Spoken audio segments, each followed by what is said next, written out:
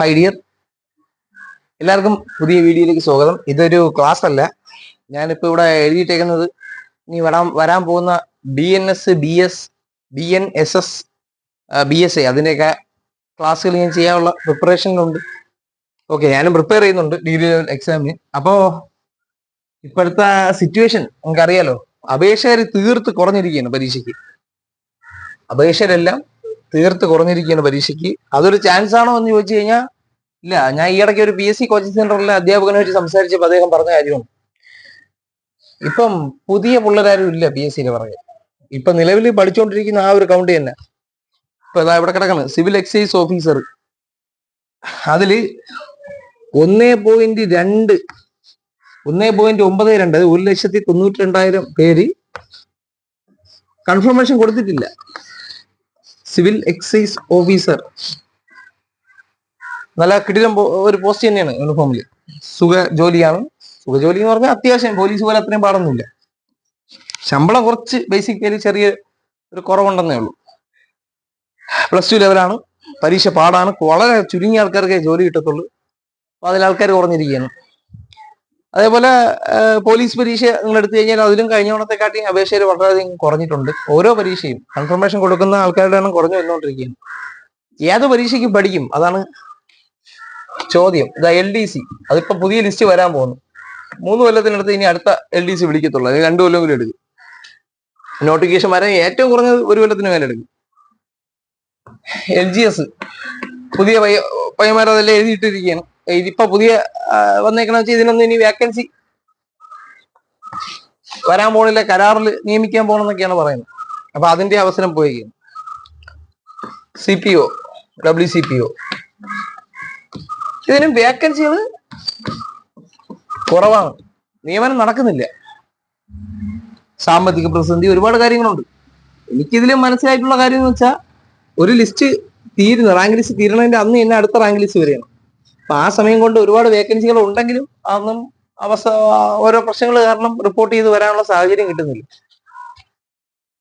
പണ്ടെന്ന് പറഞ്ഞാൽ 2017 നോട്ടിഫിക്കേഷൻ ഉണ്ടായിരുന്നു. അതിനുശേഷം 2019 നോട്ടിഫിക്കേഷൻ ഉണ്ടായിരുന്നു. ഇതിന്റെ ഗ്യാപ്പ് നിങ്ങൾ കണ്ട, ആ ഒരു ഗ്യാപ്പ് വന്നു. അതിനുശേഷം കോവിഡിന് ശേഷം 2022 നോട്ടിഫിക്കേഷൻ ഉണ്ടായിരുന്നു. ആ ഗ്യാപ്പ് കണ്ട. അതിനുശേഷം വരുന്നതെല്ലാം ഇയർലി ആണ് വിളിക്കുന്നത്. 23 അടുത്ത നോട്ടിഫിക്കേഷൻ വന്നു. അങ്ങനെ വന്നിട്ടാണ് ഈ പ്രശ്നം വരുന്നത്. അങ്ങനെ വന്നു കഴിഞ്ഞാൽ വേക്കൻസി വരില്ല. ഇപ്പൊ 23-4 ഒരു ലിസ്റ്റ് വന്നു കഴിഞ്ഞാൽ അടുത്ത 24 അവസാന ലിസ്റ്റ് തീരാറാകുമ്പോൾ ഒരു പരീക്ഷ പഠിച്ച് അതിന്റെ പരീക്ഷ കഴിയുമ്പോഴത്തേക്ക് പിന്നും എന്റെ ഒരു അഭിപ്രായ പ്രകാരം ഒരു 2 കൊല്ലം മിനിമം ഇയറുടെ ഒരു ഗ്യാപ്പ് അതിനിടെ വേണം. എന്നാലേ വേക്കൻസികൾ ക്രിയേറ്റ് ആവും. അല്ലെങ്കിൽ ഇത് പെട്ടെന്ന് തീർന്നോളൂ ലിസ്റ്റിൽ നിന്നും ഒട്ടും നിയമനം നടക്കൂല. ഈ എക്സൈസ് ഓഫീസറൊക്കെ, സിവിൽ എക്സൈസ് ഓഫീസറൊക്കെ എത്രയാണ് നിയമനം നടക്കുന്നത്? 50 റാങ്ക് വാങ്ങിച്ചാൽ പോലും ജോലി കിട്ടത്തില്ല.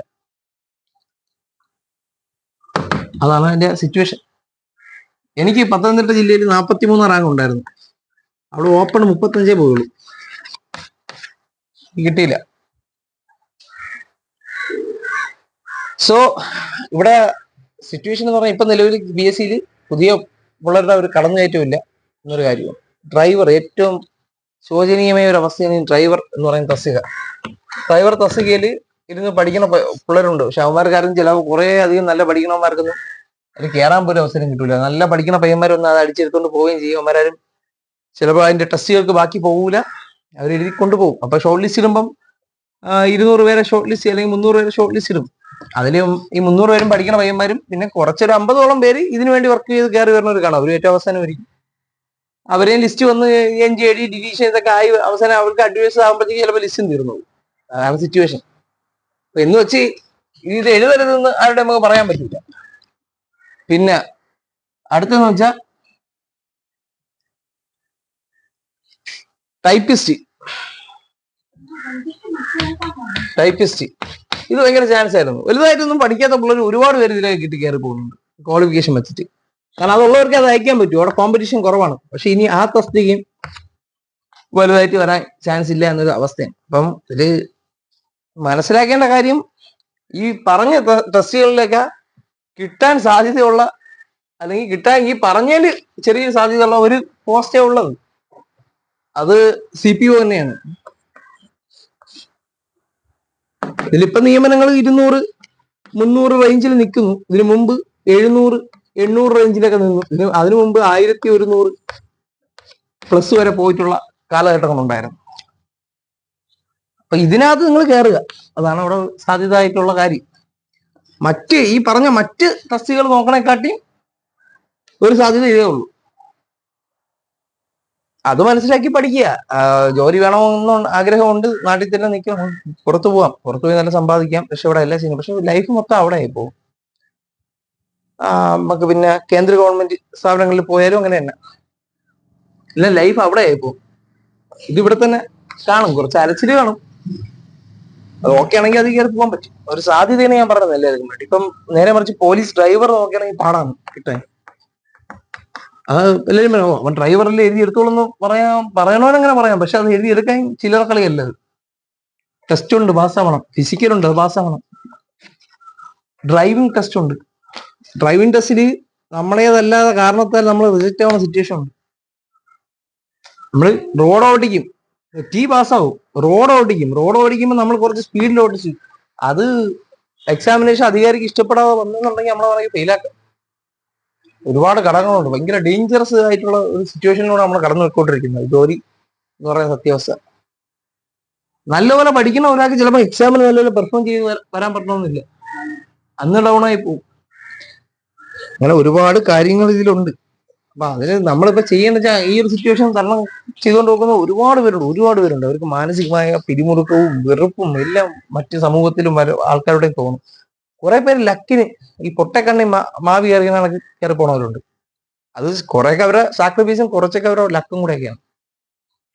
അങ്ങനെയുണ്ട്. അപ്പൊ നിങ്ങൾ ചെയ്യേണ്ടത് വെച്ചാൽ PSC നിരന്തരം പഠിക്കുക. അതിലൊരു ഉപേക്ഷ വിചാരിക്കരുത്. ഉപേക്ഷ വിചാരിച്ചു കഴിഞ്ഞാൽ 100 റാങ്കിൽ നിൽക്കേണ്ട നിങ്ങൾ 1000-ലോട്ട് പോകും. പിന്നെ ഇത് തിരിച്ച് ഈ 100-ൽ വരാൻ ഭയങ്കര പാടാണ്.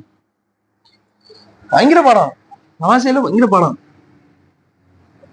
ഞാൻ തന്നെ ഇനി ഒരുപാട് ഇത് ഒരു ഗ്യാപ്പ് വന്നാൽ ഒരുപാട് പഠിക്കേണ്ട ഒരവസ്ഥകൾ എനിക്ക് പലപ്പോഴും വന്നിട്ടുണ്ട്. അതുകൊണ്ട് വിട്ടുകളയാതെ മുന്നോട്ട് പോവുക, അതാണ് ചെയ്യേണ്ടത്. എങ്കിലേ പിടിച്ചിരിക്കാൻ പറ്റുള്ളൂ. ഭയങ്കര പാടാണ്. ഇനി അങ്ങോട്ടുള്ള ഓരോ കാലം കഴിയുമ്പോഴത്തേക്ക് മുമ്പത്തെ പരീക്ഷകളിൽ റാങ്ക് വാങ്ങിച്ചവന് അടുത്ത പരീക്ഷയിൽ അവന് റാങ്ക് വാങ്ങാൻ പറ്റണമെന്നില്ല. അത്ര കോമ്പറ്റീഷൻ കയറിക്കൊണ്ടിരിക്കുകയാണ്. സോ പഠനം വിടാതെ മുമ്പോട്ട് പോവുക. ടച്ച് വിട്ടാ പോവും.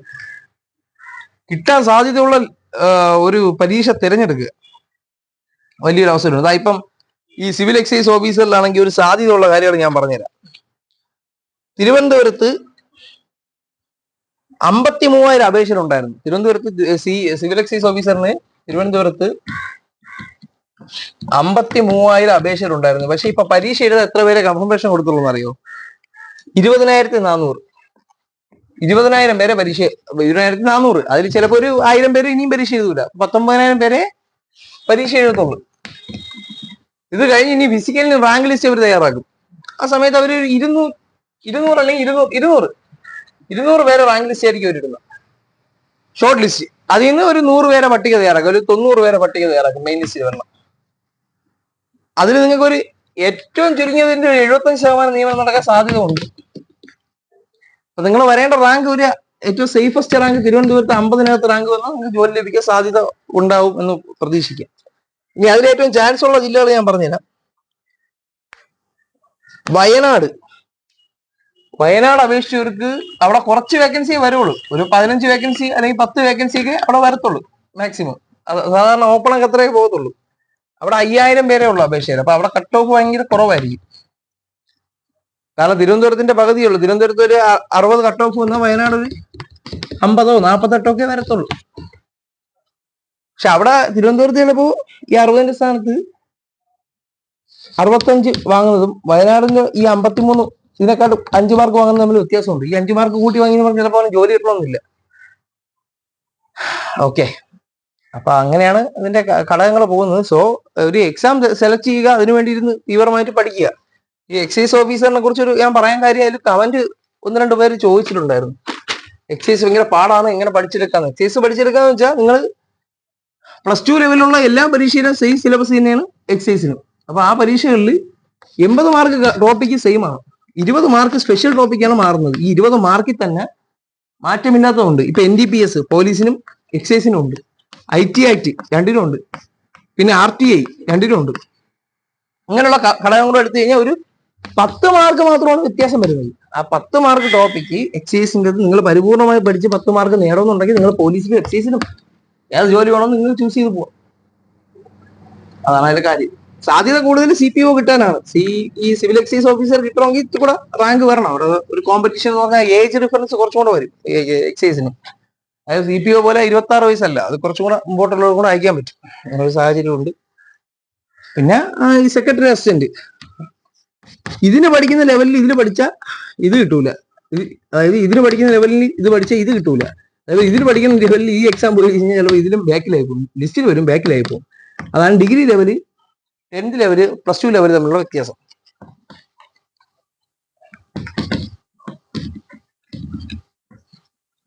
നാല് ഘട്ടങ്ങളാണ് നമുക്ക് PSCയിൽ നോർമലി ഉള്ളത്. എല്ലാത്തിലും GK ഉള്ള ടൈപ്പ്. പിന്നെ സ്പെഷ്യൽ എക്സാംസ് ഉണ്ട്, ടെക്നിക്കൽ എക്സാംസ്. അതുകൊണ്ട് അത് ഫോക്കസ് ചെയ്യുന്നവർക്ക് അതിൽ ഫോക്കസ് ചെയ്ത് ജോലി വാങ്ങാം. ടെക്നിക്കൽ എക്സാംസിൽ ചില അപൂർവം ടെസ്റ്റുകൾ മാത്രമേ വലിയ ലിസ്റ്റ് ഇടുന്നതാണ് ഉള്ളൂ. ഓക്കെ, അപ്പൊ അത് നിങ്ങൾ മനസ്സിലാക്കണം.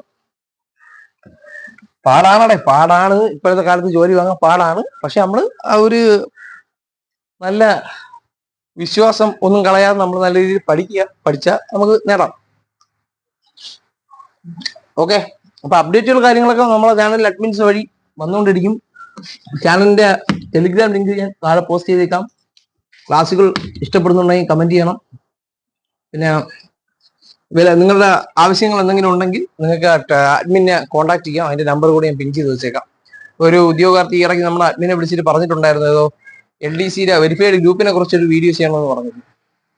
അതും അതിൽ അറിയിച്ചാൽ വീഡിയോ ചെയ്യുന്നതായിരിക്കും. ഓക്കെ,